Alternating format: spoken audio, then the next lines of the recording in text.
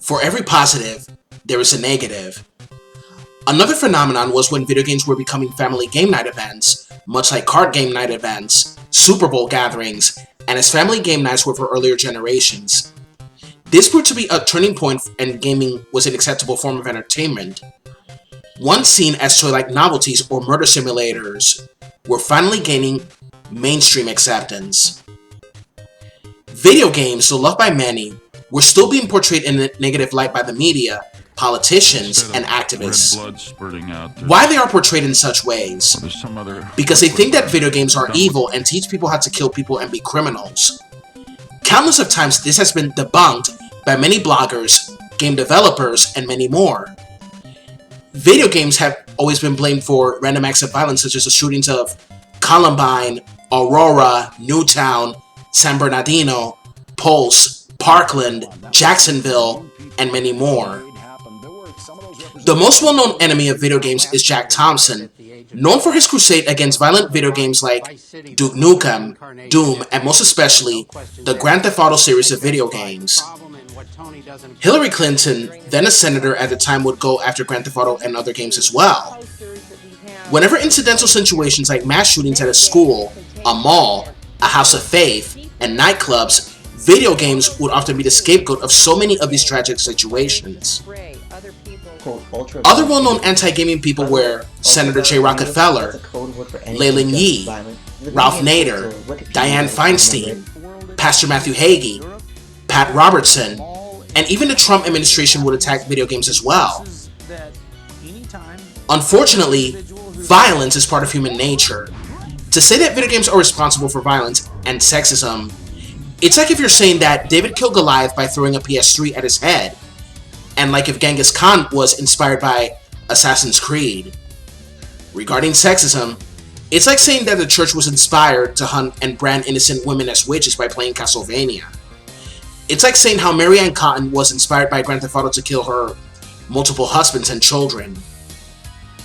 It's also like saying that Hitler was playing Call of Duty and decided to kill anyone he hated and labeled as undesirables, such as Jews, homosexuals, gypsies, blacks, and so on. People think that video games are sexist because of men saving women, women showing a lot of skin, seductresses, and sandbox-style games like Grand Theft Auto, Saints Row, where you attack people of both genders equally. In games like the Grand Theft Auto and Saints Row series of games, everyone is a target, regardless of what they look like. Some would accuse games of racism due to characters like Evil Ryu and Violent Ken when they turn evil, and their skin turns brown. This is not intended to be racist. According to Street Fighter lore, the Satsui no Hado's influence on someone can make a person's eyes glow red, and their teeth will extend into sharp fangs as the body of their skin darkens over time. Their hair will also turn red to white, and their nails will turn into claws. Black color doesn't represent evil, but a darkness that we cannot see and where evil might be lurking. Street Fighter 2 was accused of such things because of the arcade intro back in 1992. This is because America was slowly getting over the Los Angeles riots at the time, but the intro was not included in the Super NES version, and the Sega Genesis version changed the color of the character that was punched. Various religious groups would say that video games had hidden messages of evil. They believed Doom was a devil-worship video game due to imageries of Satanism.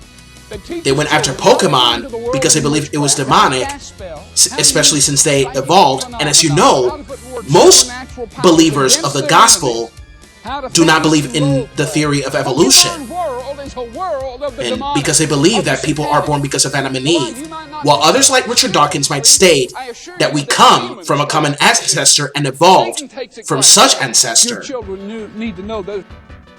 We gamers have survived a lot of these logical fallacies despite some censorship in gaming in these times. We have survived the media, politicians, religious groups, and many more. Even though they still say that games have taught sexism, violence, and devil worship, time and again it has been debunked, and scientific studies have shown that they do not cause such things. Violence and sexism existed long before the invention of Pong. Violence and sexism are not caused by video games.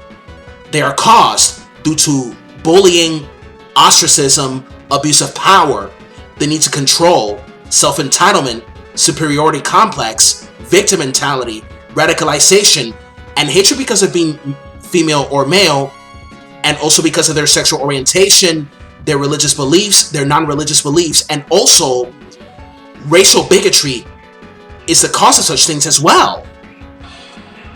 Most games recreate and emulate real life, and such things are coded because they existed, do exist, and will exist for the foreseeable future.